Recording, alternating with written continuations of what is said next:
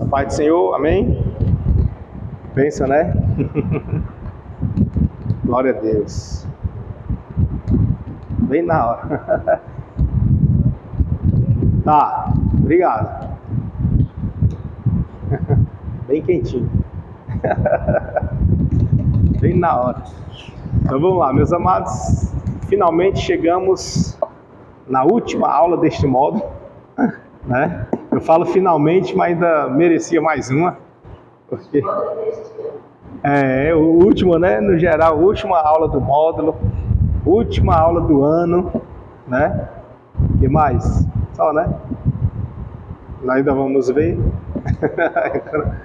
Em nome de Jesus. Então, é maravilhoso. Essa temporada foi muito boa. O ano também foi muito edificante, né? No que tange ao ensino, ao aprendizado, né? Depois analise aí na sua vida se você está mais robusto no conhecimento da palavra ou se está do mesmo jeito, se mudou alguma coisa ou não. Essa trajetória aí, né? Já dá para fazer uma retrospectiva, né? E uma introspectiva também, né? Dá para fazer para ver como é que está o seu conhecimento. O que agregou? Agregou, não agregou? Como é que está? E se não tiver agregado, depende de quem? Ou de quem, né? Certo? É para a gente tentar ajustar, né? Tentar melhorar. E aqui nesse módulo que nós estamos, findando hoje, ainda tem muita coisa para ver. Tem muita coisa. Então, eu peço a colaboração de todos para que a gente possa tentar sintetizar alguns assuntos. Eu peço a compreensão, porque eu vou precisar ser rápido. E aí eu vou só falar algo, leio um trechinho, um parágrafo talvez, explica e passa para o próximo, tá certo? Então, talvez eu use aqui o quadro, eu quero usar, mas se eu usar vai tomar um pouco mais de tempo, né? Mas o que for indispensável eu vou botar no quadro, tá certo? O restante, aí, não é trovão não, viu? É vento mesmo. E aí o restante a gente vai alinhando, tá? Na nossa última aula, na aula 3, nós terminamos na leitura e na leitura de alguns pontos aqui do ponto 2.3, que é sobre a exegese da patrística, né? E aí ficou faltando 2.4, que é a exegese medieval. Eu queria só fazer alguns adendos, como de praxe, né, de costume, ainda aqui no 2.3, para a gente pegar um ritmo assim, para passar mais adiante, compreendendo o que acontece aqui. Vale destacar que nós estamos no século 21, né? Isso aqui é público e notório. E a Bíblia Sagrada que nós temos, ela foi encerrada no primeiro século, né? No primeiro século. E já no segundo século, que é a partir do ano 100, começou-se então assim uma leva de interpretações sobre ela. E nós estamos há 20 séculos desta primeira, né? Que foi a do século I, onde tiveram inúmeras interpretações em cima, de modo que reflete até hoje, a ver como o negócio foi tenso, né? E aí é muito importante nós passearmos um pouquinho por lá para extrairmos e analisarmos como foi, tá certo? Então por isso que eu quero voltar um pouquinho aqui no 2.3, para que a gente possa relembrar e recapitular algumas coisinhas, tá? Então vamos lá, no 2.3 ele vai falar sobre a exegese na ótica da patrística. Primeiro eu quero só deixar aqui abrir um parênteses para dizer o que é patrística, para os irmãos entenderem, ficar mais situado, né? Porque só fala assim, a patrística fica... a patrística é um conjunto de teólogos que, por terem sido os primeiros, os posteriores consideraram eles sendo os pais. Dá para entender? Então, os posteriores. Quem foram os posteriores? Olha, lá do século 8, do século 8 em diante, já beirando a Idade Média, foi começar a considerar os primeiros sendo os pais. E aí esses pais é chamado de patrística, porque são os pais da interpretação, não são os pais da igreja, não são os pais da teologia, são os pais na interpretação bíblica. Então é chamado esse período de patrística. Ele vai do século I, aliás, do século II, né, porque já está no 100. Se fosse 99, ainda era o século I, mas como está no 100, é o século II já. Aí começa a contagem, né? E aí do século II até o século VII, no caso aqui, né, que é o 6. Se fosse até 599, era o 6. Mas como já fechou no 600, então já é o 7. É o posterior. Então vai do século II até o século VII. Período chamado de patrística. Certo? Quem esteve lá é considerado como sendo um pai da interpretação bíblica. E neles se destacaram muitos, né? Vários se destacaram, que não é à toa que são 7, dá 7 séculos, não dá? 7 séculos. Digamos, seja, não dá 7 não, mas digamos seja 7. Então assim, enfim, são vários. Dentre eles, os que mais se destacam são o Clemente de Alexandria, que está mencionado aqui. Orígenes também se destaca bastante, você pode pesquisar depois. Tem o Agostinho de Hipona, esse aqui é um dos que mais é falado aqui para nós, inclusive até na faculdade. Não precisa nem ser faculdade de teologia. A secular fala dele, né? Agostinho de Hipona. Tem também uns que eu anotei que não está aqui no nosso material, que é o Ambrósio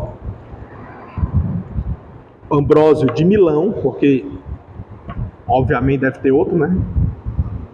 Tem também o Atanásio de Alexandria, são os conhecidos, os que se destacam. Tem o Irineu de Lyon com LY, Irineu de Lyon, e o João Crisóstomo. Foram, digamos assim, teólogos que se tornaram referência na época e até hoje ainda o são para muitos. Eu vou usar esse termo para muitos, porque nem todos aderiram ao pensamento deles, tá certo? Então fica aqui os mais destacados da era patrística. E aqui, com eles, cada um apresentou o seu método de interpretação. E outros aderiram de misturaram, enfim, fizeram a sopa de métodos de interpretação. E aqui a gente vai ver, logo no primeiro parágrafo aqui, no preâmbulo dessa linha, que vai dizer assim, que os pais da igreja interpretaram o Velho Testamento principalmente de modo alegórico. Com isto, foram muito longe da intenção dos autores. Não havia regra para a interpretação. Então não tinha uma regra, né? Para eles ali. Existia regra, mas para eles estavam ali inovando. Então, olhando para o Antigo Testamento, qual era a concepção deles? Aí vamos lá. Eu fui anotando aqui, diante de todo o nosso compêndio, eu fui anotando. Se quiser anotar também, é muito. Eu ia botar ali, mas vai levar um tempinho. Mas se quiser anotando, eu vou recitando e vocês vão anotando. Tá? Os métodos que mais se destacaram foi o método alegórico, que está aqui logo no início, né? Alegórico. Inclusive,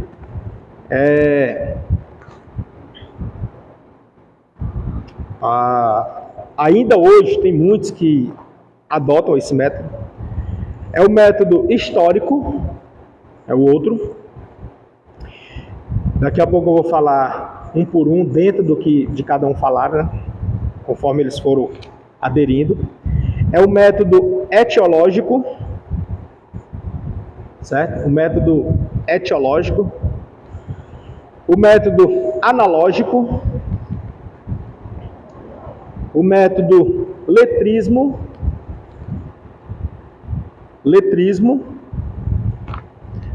o método espiritual, o método gramatical, o método histórico-gramatical, os dois juntos, ali separado por um hífen, o método literal, o método contextual,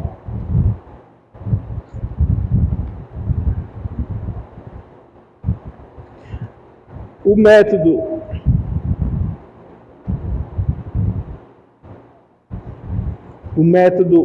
palavreal,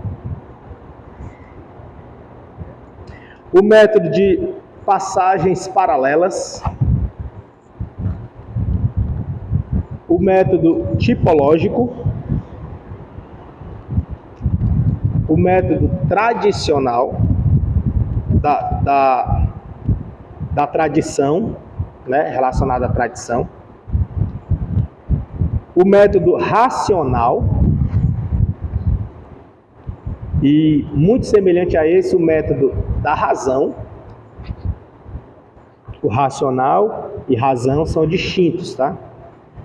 O método liberalista e o método da analogia da fé.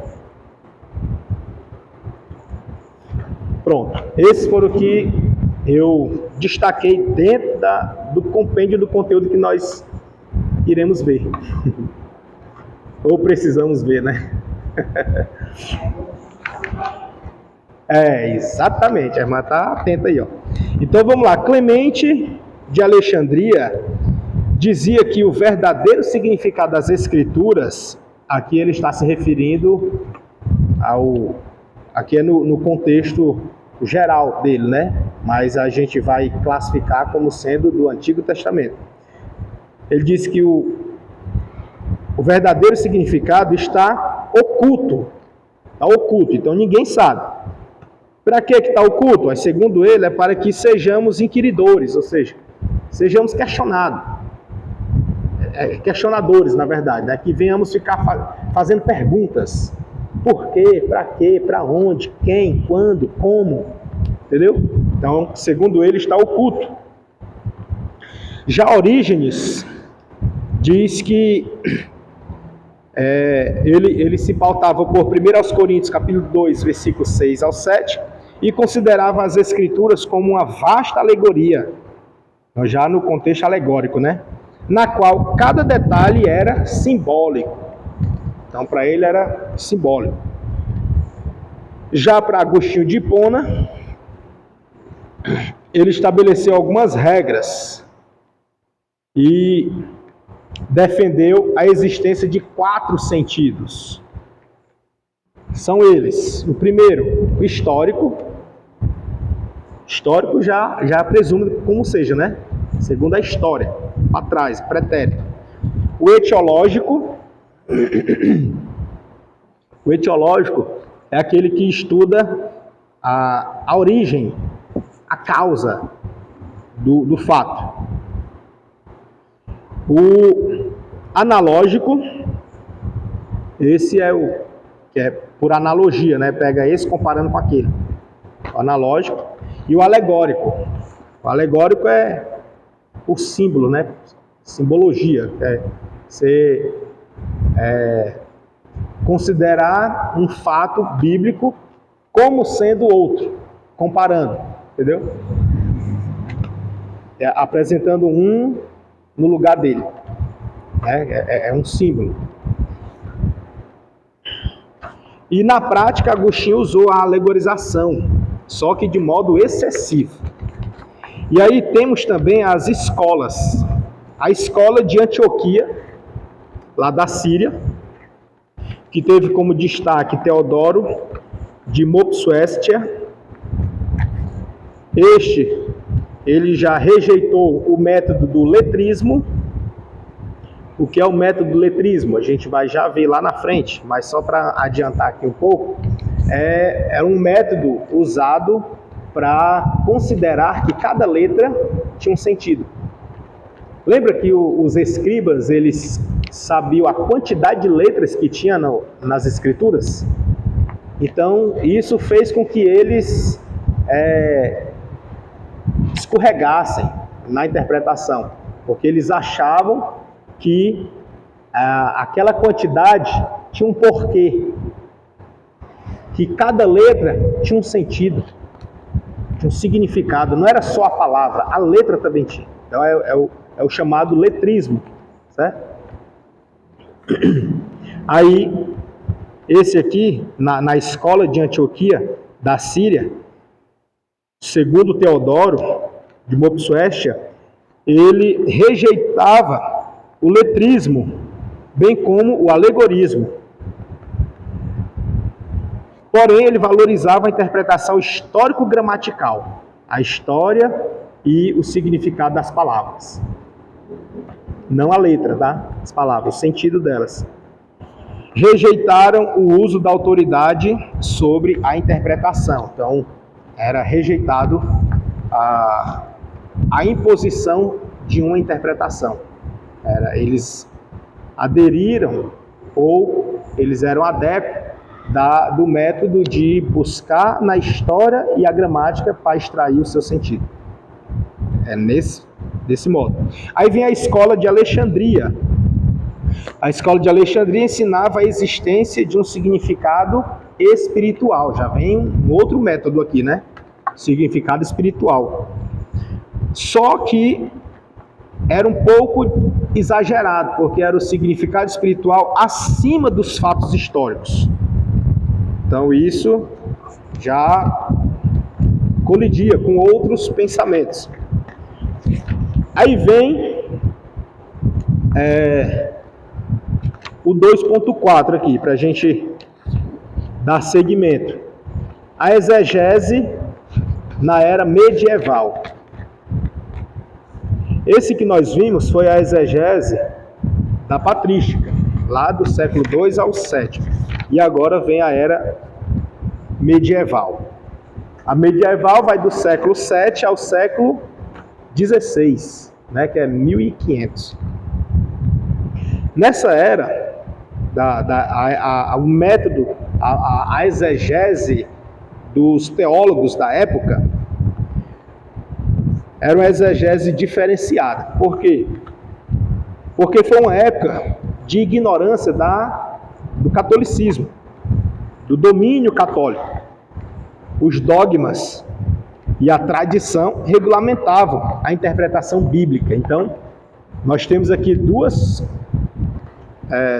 proposições que estavam regulamentando a interpretação bíblica, ou seja, a interpretação bíblica já não estava mais dependendo apenas do histórico gramatical ou do espiritual, agora tinha os dogmas e as tradições.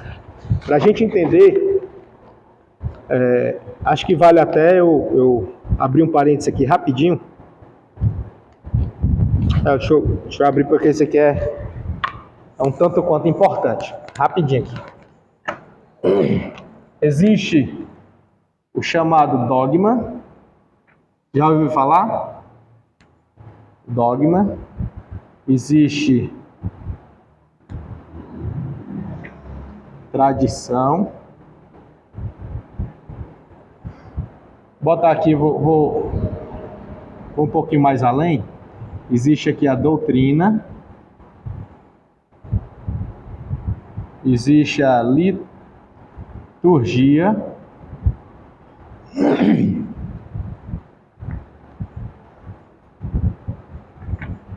Tem outra.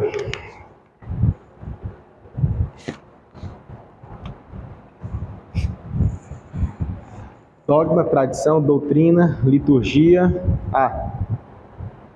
Uso e o quê?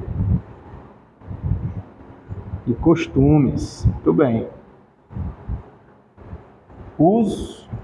Tá aqui. Usos e costumes.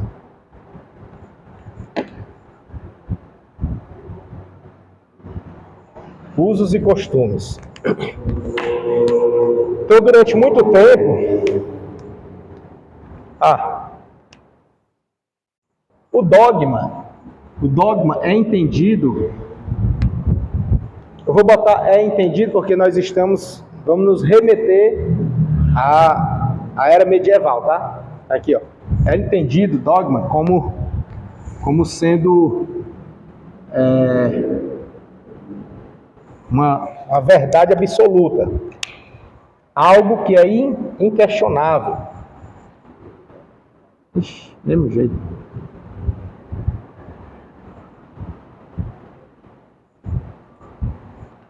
Algo que é inquestionável.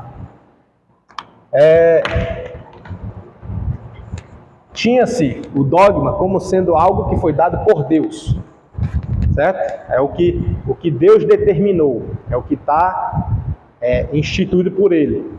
Por isso que é absoluto, irrevogável, irreversível, certo?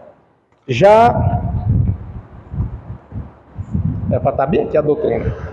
Vou pegar para cá. Já a doutrina ela já é como se fosse um conceito amplo da junção de tradição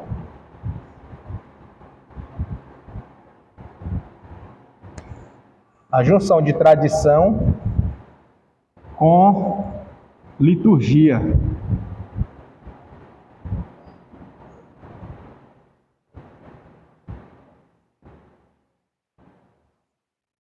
Sendo que ela é definida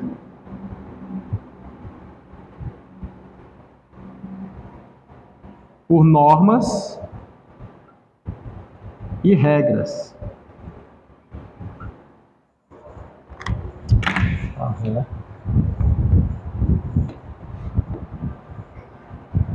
Tá bom.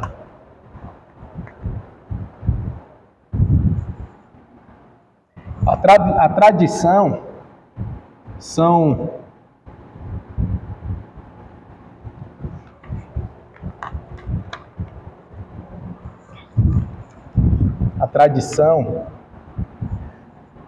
é um comportamento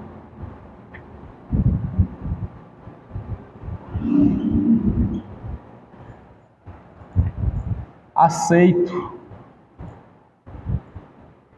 comportamento moralmente aceito.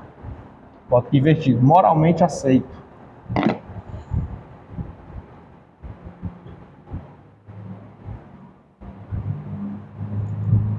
Por um grupo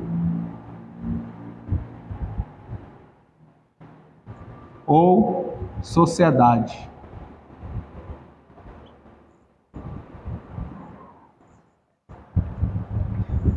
A liturgia são normas de conduta e prática religiosa.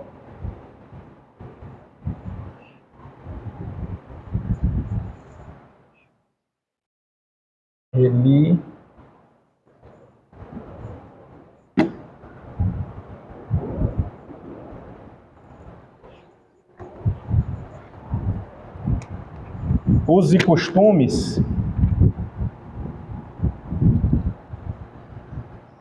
são, em síntese,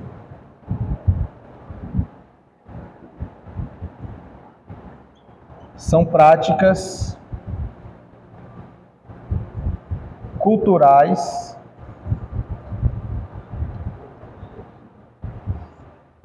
e regionais de uma sociedade ou grupo. E aqui no caso, religioso, né?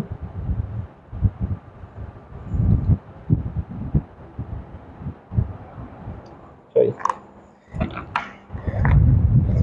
Então, pode ser, bom? Então, na época aqui da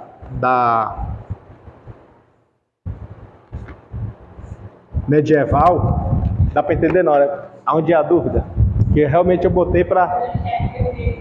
O vermelho é ruim, é? Aonde é que você está? Religioso. É, grupo religioso. E a irmã? Regionais de uma sociedade. Regionais de uma sociedade. Ou grupo religioso.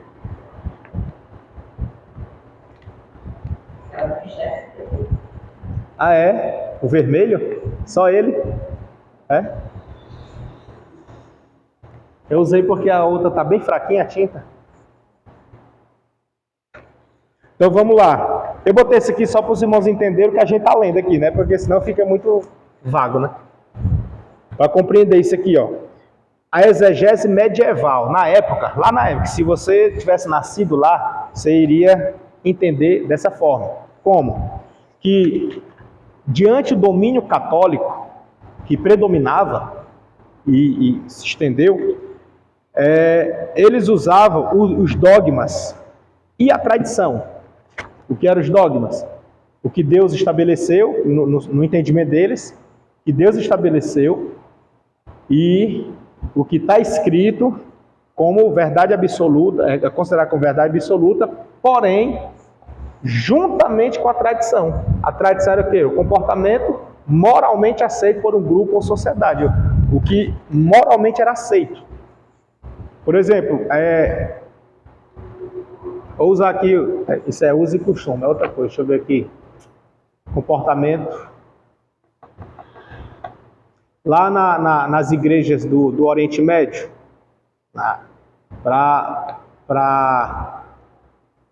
aí é costume também. Hã? Pronto, pode ser, né? Tradição, né? Tradição. Pode ser. Né? Que é ajudar os pobres, necessitados, né?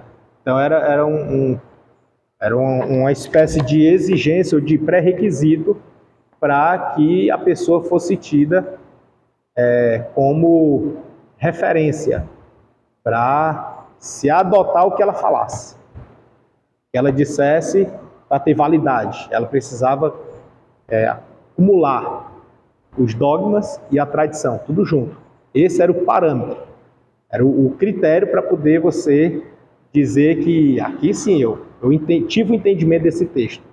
Então, a base deles era nesse sentido. Por exemplo, eles usavam o dogma e a tradição para regulamentar a interpretação bíblica. Se eu interpretasse a Bíblia somente por uma ótica absoluta, divina, para eles não estava adequada. Eu tinha que comparar com a tradição, eu tinha que botar em pé de igualdade o dogma com a tradição, tinha pé de igualdade, mesmo peso espiritual para eles, era o critério para análise. Como assim? Na prática, é como se eu fosse ler um texto sagrado e eu não me limitar em apenas o que está escrito. Eu preciso colocar em pé de igualdade com a tradição. Perceba hoje em dia, hoje já está até sendo confrontado, mas o adébito de se prostrar ou pedir intercessão às imagens do catolicismo, por exemplo, que é uma tradição da igreja, né? A reza, a tradição. Então, se tiver na Bíblia que não pode ter imagem, está na Bíblia, mas para eles não estão com aquela imagem idolatrando elas, eles estão apenas com um gesto de memória e de respeito. Da onde foi que veio esse entendimento que eles não estavam idolatrando, ferindo um princípio bíblico? Da tradição. Entendeu? Então, assim, a tradição, ela tem espaço para que eles possam interpretar a Bíblia. Então, eles jamais vão enxergar, mesmo estando escrito, está escrito na Bíblia, todas as letras, mas eles não enxergam como se eles estivessem ferindo aquilo, porque eles estão dentro da tradição. Entendeu? Então, pela tradição, eles estão corretos. Aí coloca em pé de igualdade, o dogma e a tradição. Tá junto ali. De modo que a gente for analisar bem, ao pé da letra, eles estão valorizando mais a tradição do que o dogma. Entende? Então, assim, em tese, tá tropeçando no próprio pé, né? Então, era um critério. Na época, era critério fazer esses dois aí. Tinha que fazer os dois. E é óbvio, né? Porque se não fizesse, eles não iam aderir à tradição. Se for só pelo dogma, não ia aderir à tradição. A tradição ia morrer rapidamente.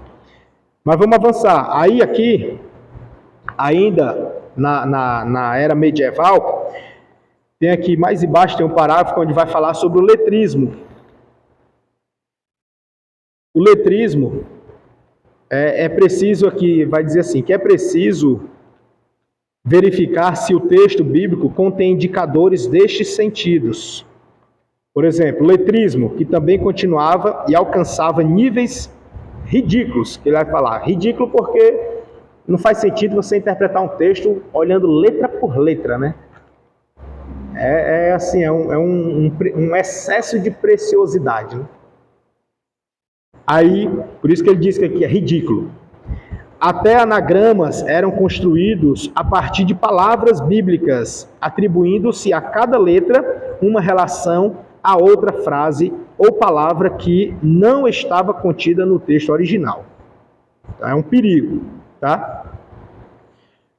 Aqui vai dizer que em meio a esta confusão, é uma confusão exegética, alguns judeus espanhóis do século XII até o século XV defendiam o uso do método histórico-gramatical.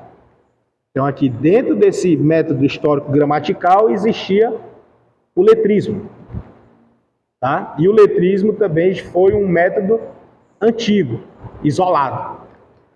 Nós vamos já ver mais na frente. Aí, no 2.5,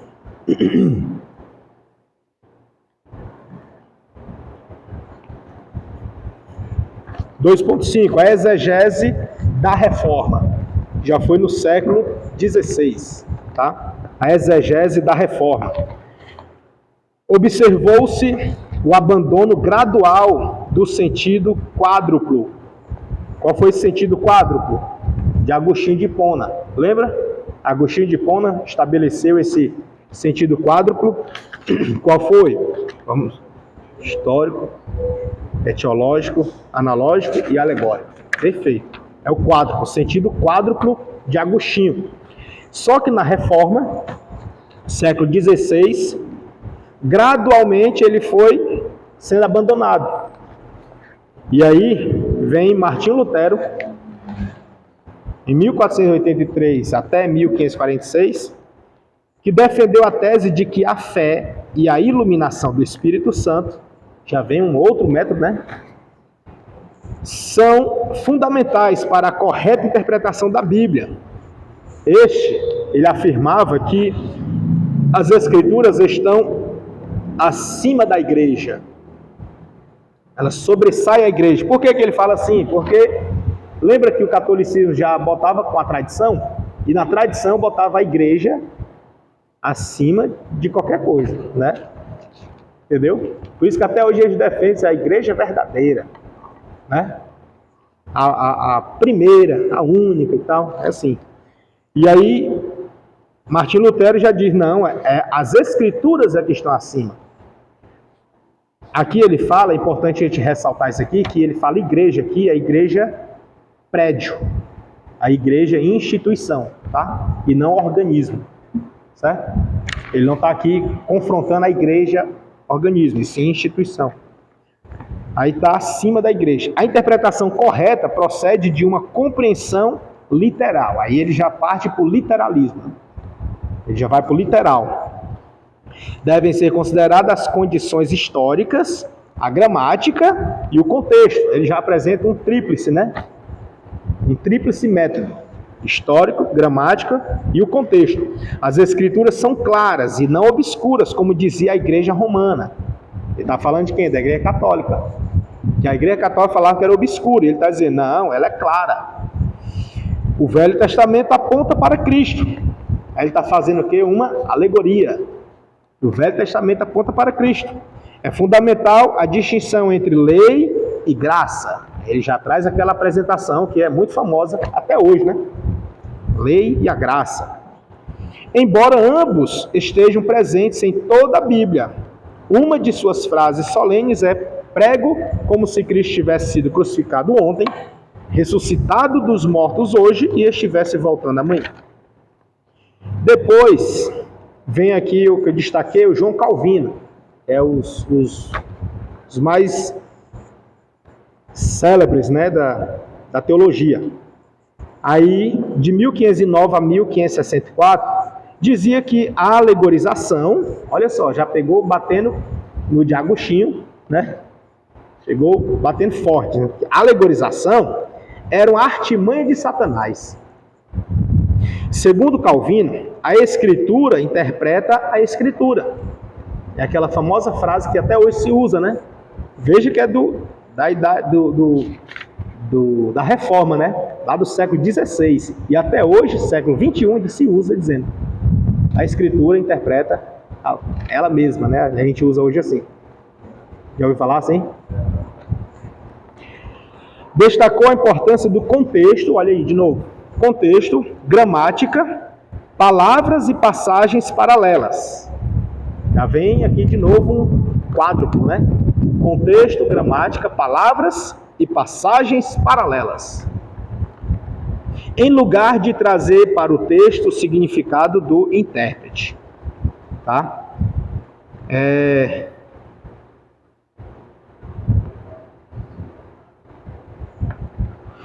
Lutero, ele tinha uma frase que dizia assim: ele acreditava firmemente na significação tipológica de muitas coisas do Antigo Testamento, na tipologia, alegoria, coisa que ele bate dizendo que era satânica, mas ele acreditava que existia muitas coisas do Antigo Testamento, mas desacreditava. Aliás, Lutero não, é Calvino, perdão, viu? Calvino, falando Lutero, vai ser Calvino, obrigado, tá? E aí, mas Calvino desacreditava de Lutero, que dizia poder encontrar Cristo em qualquer parte da Escritura. Então, Lutero falava isso, Martinho Lutero dizia que eu posso encontrar Cristo em qualquer parte da Escritura, tanto no Antigo Testamento quanto no Novo Testamento, não importa. Cristo ele apareceu só no Novo, mas eu consigo mostrar uma tipologia dele, alegoricamente, viu? Lá no Antigo. Martinho Lutero falava isso. E aí aqui, isso no século XVI, e nós aqui no século XXI, você acha que é possível isso? Né? Segundo ele, em qualquer parte das Escrituras, ele consegue mostrar Cristo. Então fica aí, daqui a pouco nós vamos brincar um pouquinho com isso aqui. Aí vem agora os católicos romanos. Não chegaram a progredir no campo exegético, né? Obviamente, né? Porque o conhecimento liberta, né? Então eles não chegaram a progredir no campo exegético durante a Reforma. Não reconheceram o direito de julgamento particular e defenderam a interpretação da Bíblia em harmonia com a tradição, obviamente, ou seja, mantiveram a sua posição, né? A harmonia da Bíblia com a tradição. E eles sustentaram que a autoridade suprema da Bíblia tinha que ser atribuída à Vulgata Latina, que é de Jerônimo, a tradução de Jerônimo. A Vulgata Latina, que foi a tradução do grego para o latim. Não sei se vocês já ouviram falar, mas na história vai narrar que nessa época os padres eles proibiam as pessoas de ler a Bíblia. E o padre que fosse ler, ele lia em latim, e de costa, né? E não importava se a pessoa entendesse alguma coisa, não importa não. O importante é que eu estou lendo no original, no latim. O original era o grego, né? Mas a tradução deles, imediata, do grego foi para o latim. E aí, para eles, o latim é que estava sendo o sagrado, e não mais tradução grega. E aí existia isso na tradição. Vamos 2.6, a exegese agora pós-moderna. Perceba que a gente está avançando, né? A gente estava lá na patrística, saímos de lá, fomos para a medieval, Da medieval fomos para a reforma e agora nós estamos na pós-reforma. Essa pós-reforma, no contexto religioso, é um cenário em que houveram inovações. E no contexto secular, é um cenário onde disseram que nasceu o iluminismo. Por que iluminismo? Porque foi onde os homens tiveram as suas visões abertas, iluminadas, a mente iluminada. Para quê? Para o conhecimento, porque até então eram cegos pela igreja, cegos pela religião, cegos pelo o princípio religioso e não da ciência. E aí no iluminismo é onde difunde. E aí vem a famosa frase da separação da fé e da razão. Entendeu? Onde se separa a fé e a razão. É lá do iluminismo. E aí eles tentaram desvencilhar a fé nas coisas, nos fatos, nos acontecimentos. Lá no iluminismo. Isso na ótica secular. Na ótica teológica, é a pós-reforma.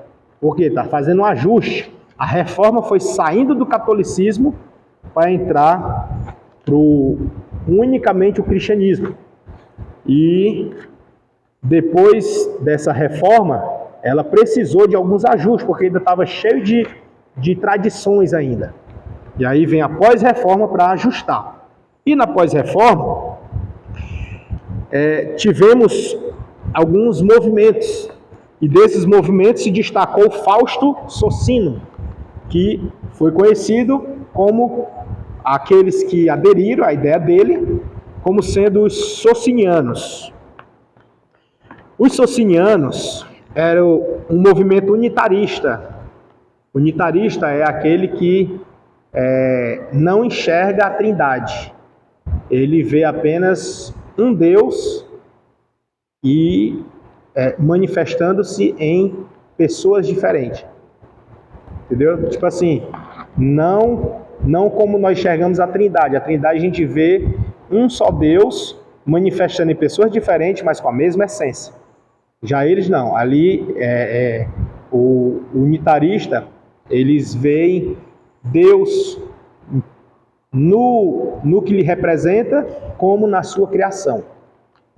Então, se ele olhar para Cristo, ele vê Deus, é Deus. Se olhar para o Espírito Santo, é Deus. E se olhar para a criação perfeita, é Deus também. Eles veem assim, que é único, é o unitarismo. E aí ele diz que era um movimento unitarista e influente. E um dos maiores partidários do cristianismo racional, né? Na razão. Para eles, a Bíblia deveria ser interpretada de uma forma racional, ou ainda melhor, em harmonia com a razão. Então era de forma racional, como diz lá em Romanos 12, 2, né? 12, 2. E pela razão, não só racional. Como é racional? É você raciocinando o que está fazendo, com discernimento, fazendo e sabendo o que está fazendo. E não só assim, mas também na razão. Aí, também nessa mesma época, vem o confessionalismo. O confessionalismo foi definido os credos católicos e protestantes. O que a gente crê? Lembra que até tivemos um período aqui de estudos sobre o credo, né? Sobre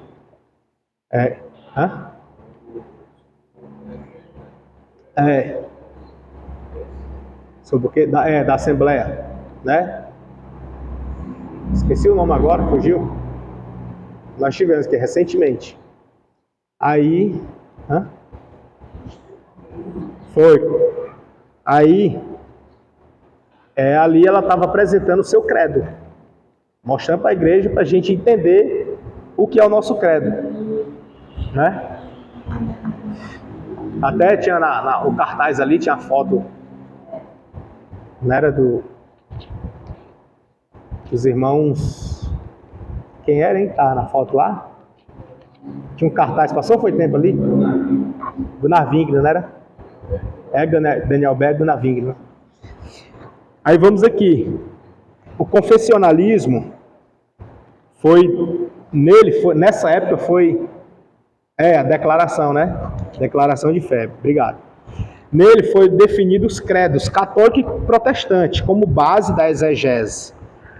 Então ele vai dizer que a variedade de credos, essa variedade e a preferência do intérprete conduzia a muitas discrepâncias teológicas. Então o intérprete, o leitor, ele ia ler a partir do que ele acreditava, a partir do que a igreja dele defendia.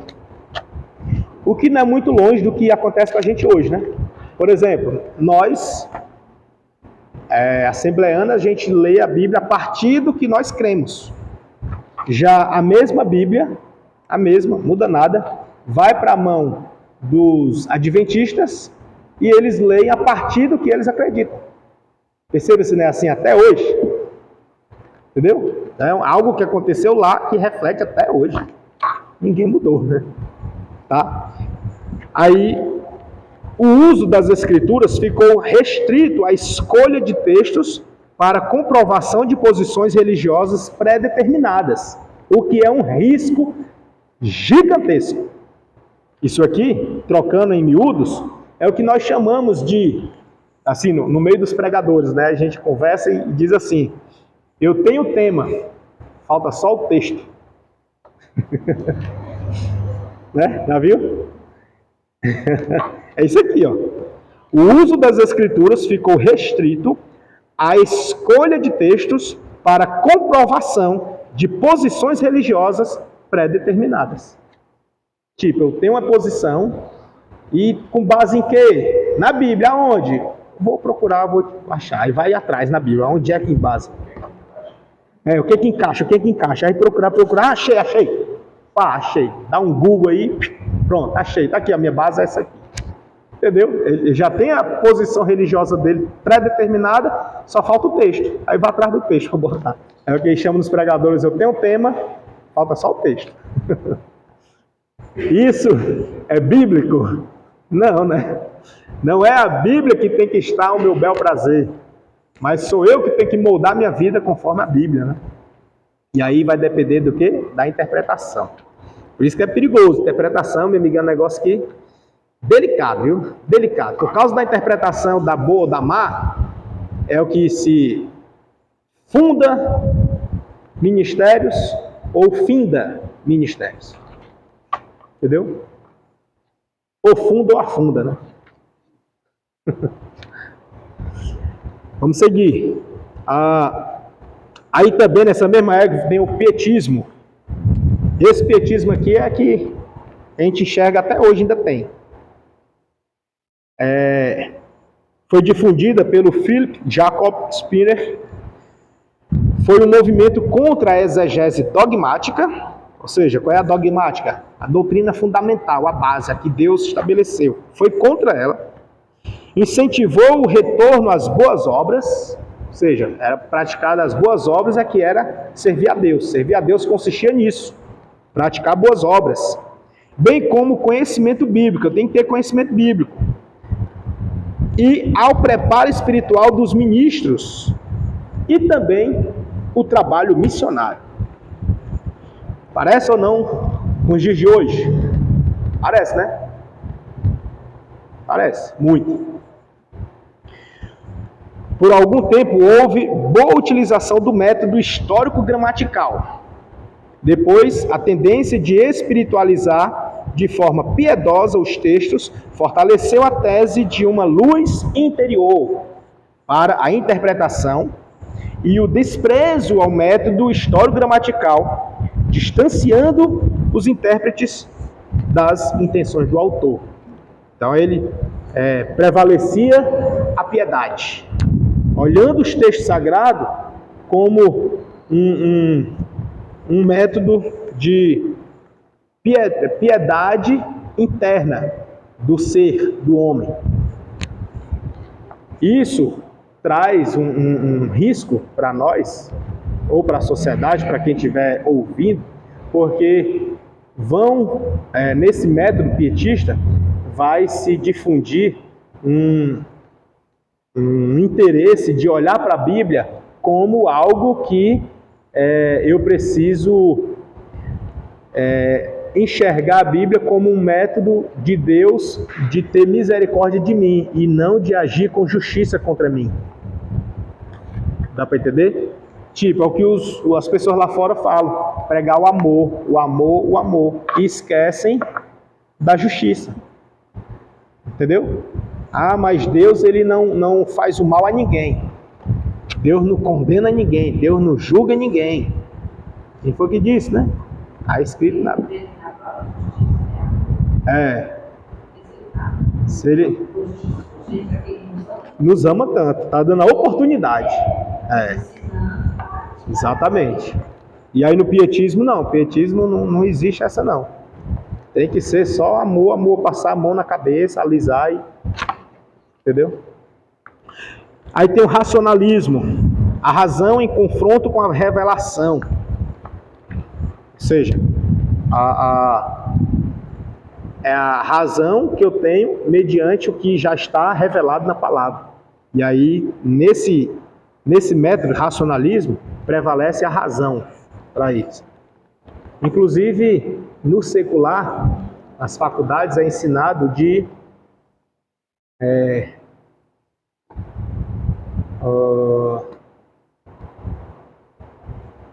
acho que é Immanuel Kant, que ele traz muito nesse sentido da razão, muito assim do ser,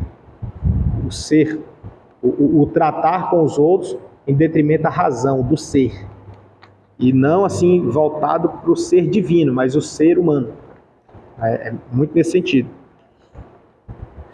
Aí nessa época só se aceitava o que se podia compreender. Após a reforma, o empirismo aliou-se ao racionalismo. Empirismo significa que o conhecimento vem apenas por meio dos sentidos físicos. Aquilo que eu conheço, que eu fui experimentado, né? O empirismo. Ele é assim, do que eu fui experimentado, do que eu sei por experiência própria, né? E aí ele está dizendo que após a reforma, o empirismo aliou-se ao racionalismo. E que só se podia aceitar o que se pudesse comprovar. Lutero disse anteriormente que a razão deve ser um instrumento para a compreensão da palavra, uso ministerial, e não um juiz no uso magisterial.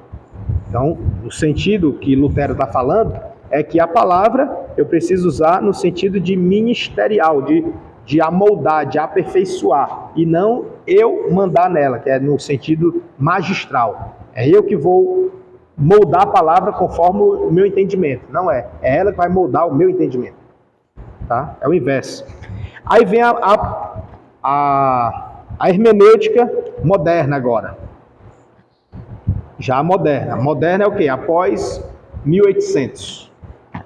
Nos últimos séculos, o método histórico-gramatical tem sido mais aceito, embora ainda ocorram interpretações por algumas das formas praticadas durante a história. E aí a gente vê aqui algumas escolas. Essas escolas não é que seja uma escola instituída, eu vou lá para aquela escola, não. Isso aqui são escolas que chamam no sentido de que um grupo de teólogos pensam assim, certo? Então, todos que pensam do mesmo jeito, aí eles chamam de essa escola pensa assim, tá? Não é que tem uma escola, vai lá para aquela escola gramatical, eu vou lá para a escola histórica, não existe essa escola. É só força de expressão, é a forma de falar. A escola gramatical é porque todos os teólogos que pensam no sentido gramatical, no método gramatical, aí considera que é uma escola gramatical, entendeu? Aí vem aqui, escola gramatical é o sentido múltiplo da escritura, que deve ser rejeitado. o sentido múltiplo dela. Lembra do múltiplo? Aquele imposto por Agostinho de Hipona? Aí deve ser rejeitado. E somente se deve conservar o sentido literal. Então sai fora o histórico, sai fora o analógico, né? Sai fora o alegórico. Descarta-se também o etiológico e fica só o literal. Já na escola histórica, esta parte do fato de que os livros da Bíblia se originaram de modo histórico. Beleza. Escritos por diferentes classes de pessoas do povo. Conclui que seu conteúdo é local e efêmero e que não pretendia ter valor normativo para todos os homens em todos os tempos. Então, para eles, no histórico, diz que era apenas para narrar fatos históricos, somente, local, daquela época, efêmero, passageiro. Não tinha o condão normativo de instituir normas de conduta para a humanidade. Entendeu? Então, na escola histórica, ela diz que a Bíblia se limita ao fato histórico. Está escrito lá, acabou lá. Entendeu? Não se aplica para mim, porque não tem efeito normativo. Dá para entender assim, não? Dá? Que bom, viu? Fico feliz. E aí vem o liberalismo. Não preciso nem falar muito, né? Liberalismo. Mas vamos lá. Movimento que tendo-se iniciado no final do século XIX, olha como é recente. Por isso que a gente é muito assim, envolvido com isso, né? Final do século XIX, na Europa e nos Estados Unidos, tinha como objetivo extirpar da Bíblia todo elemento sobrenatural. Já pensou? Será tornar um livro comum. A Europa, então, a Europa já morreu. Os Estados Unidos tá tipo assim, a morte está cheirando. Né? Aí, tirar o sobrenatural e tornar um livro comum, qualquer. Submetendo as escrituras a uma crítica científica e humanista. Não é assim, né? Aí vem a neo-ortodoxia. Esta tornou-se um fenômeno do século XX. Olha aí, batendo na porta nossa aí, né? Século XX. Tem gente aqui que é do século XX já, viu? Né?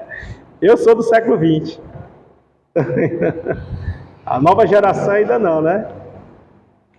Aí, em alguns aspectos, uma posição intermediária, ela ocupa em alguns aspectos uma posição intermediária entre os pontos de vista liberal e o ortodoxo. Você fazendo ali uma mesclagem, né? O liberal e o ortodoxo.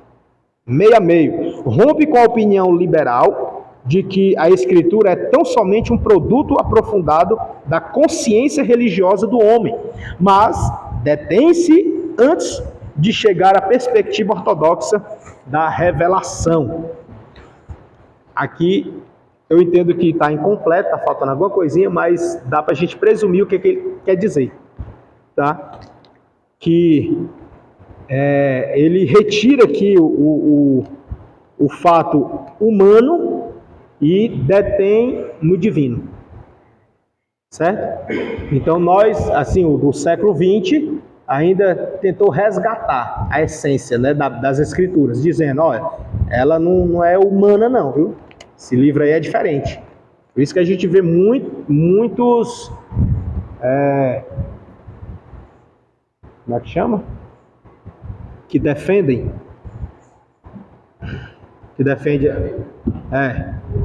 apologeta, obrigado, viu? Muitos apologetas cristãos defendendo a divindade das escrituras sagradas. Então, assim, a divindade dela ela sobressai e não é humana. Foi escrito por humanos, por isso que até hoje